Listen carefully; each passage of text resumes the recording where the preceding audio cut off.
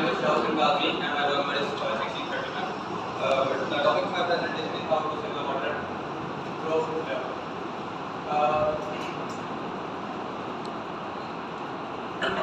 Headlines को अगर आप पैदा के टीवी के हेडलाइन देखेंगे तो आपको सबसे पहले जो हेडलाइन देखने को मिलेगी उससे हेडलाइन ये भी होगी कि इंडस रिवर का कौन सा पानी का लेवल है वो अलार्मिंग लेवल से ज़्यादा लोअर लेवल पे चला गया है, यानी कि वो लेस देन 60% से भी ज़्यादा नीचे चला गया। उसके ऊपर स्लिप जो सी है वो होनी चाहिए थी 1500 और लोअर स्लिप तकरीबन 900 क्यूसी होनी चाहिए थी, जबकि अपर स्लिप जो सी है वो तकरीबन 4000 क्यूसी है और लोअर स्लिप अभी जो सी है वो 2000 क्यूसी के ऊपर जा रहा है।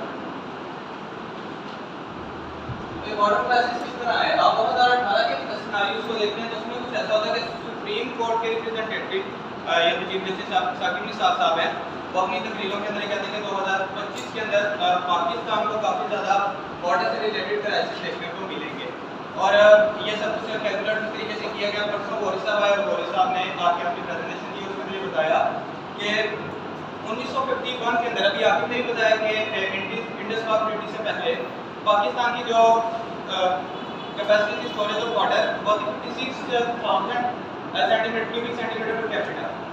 उसके बाद आप देखोगे कि 1991 के अंदर ये 1800 पे चले गई थी, 2016 के अंदर ये 1000 पे चले गई थी और 2025 के अंदर ये 500 सेंटीमीटर क्यूब पर कैपिटा पे चली जाएगी, यानी 5100 से डायरेक्ट इसके पर ये इसका 10% से भी कम चला जाता है। ये मैं अभी आपको नहीं बताया था।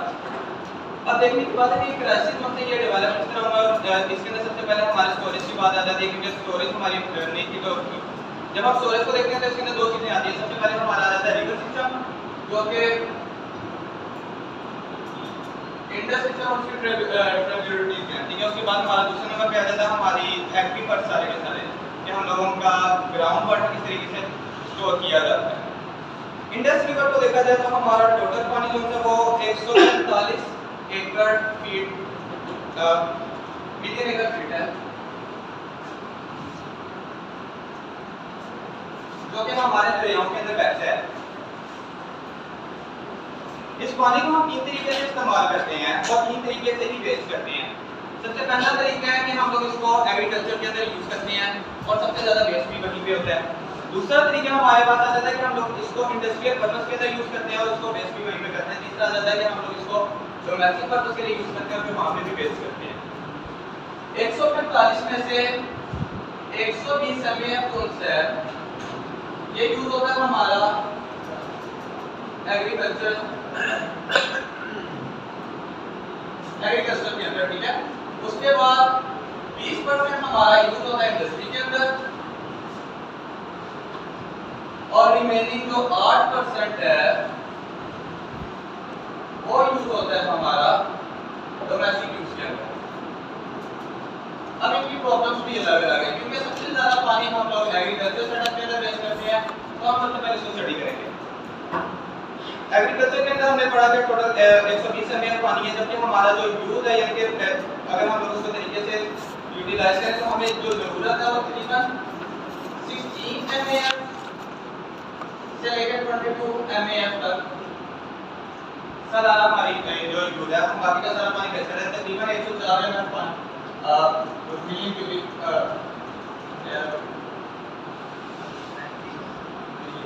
बिलियन एकड़ पर फीट पानी हम लोग वेस्ट कर देते हैं। इसकी वजह क्या है? इसकी वजह ये है कि हम लोगों की मिसमैनेजमेंट है, पानी चोरी आ जाता है कि जो अपर जिम्मेदार यानी बड़े जिम्मेदार हैं जैसे शहजाद साहब हो गए, वो क्या करेंगे कि लोअर जिम्मेदार होते हैं वैसा हो गया या फिर दगा हो गया तो सब पानी को जाने नहीं देंगे ताकि इनकी फसलों वगैरह जो वो उस तरह से ना करें और इनका प्रॉपर दबदबा अपने इलाके के अंदर कामयाब है। दूसरे नंबर पे क्या होता है कि ये यहाँ पे एक सिस्टम चलता है उसका टैंकर माफिया का। साकिब निसार साहब ये स्पीच के अंदर बोल रहे थे जब 2018 की तकरीर थी कि टैंकर माफिया सब कुछ अपने फायदे के लिए कर लेती है कि पानी को रोक लेती है और जबरदस्ती क्राइसिस क्रिएट किया जाता है ताकि पानी लोअर लेवल तक ना पहुंचे।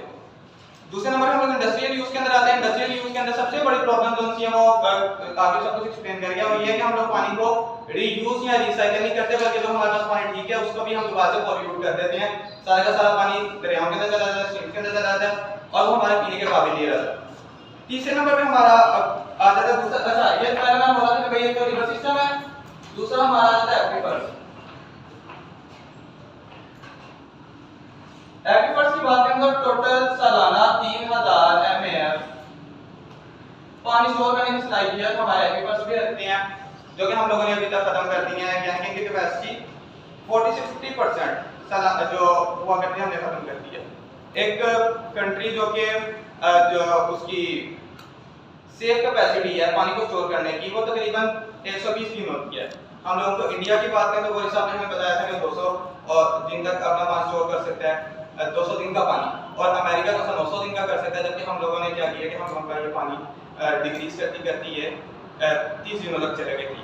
हम लोग बात करते हैं अपने जावा की वसा की बात करेंगे, दूसरे नंबर पर हम वापदा की बात करेंगे। यहाँ का हमारा 50 से लेकर 60% तक जो पानी है वो ग्राउंड वाटर यूज होता है। लेकिन हम लोग ये देखेंगे कि इन्होंने कोई भी एक हाइड्रोजियोलॉजिस्ट अपना यहाँ पे नहीं रखा होगा। हाइड्रोजियोलॉजिस्ट वो होता है कि कोई भी ऐसा जिसने कम से कम एमए की डिग्री जो है इसके ऊपर की हो, इन्होंने को इसके बारे में कुछ भी नहीं पता होगा। वापदा की बात करेंगे, वापदा के अंदर भी हम ये बीच मैनेजमेंट देखने को मिलेगा। अच्छा इनके जो क्या नाम है इन प्रॉब्लम्स के जो सॉल्यूशन है वो यही है कि ऑपोजिट ये है कि हम लोग इस तरह के कोई ना कोई बंदे हायर करें। आप लोग जो ज्योग्राफी वगैरह पढ़े हैं, ज्योग्राफर में वो भी साइड में कोई ना कोई बंदा इस तरह की डिग्री करें। तीसरे नंबर पे हमारे पास आता है डोमेस्टिक लेवल।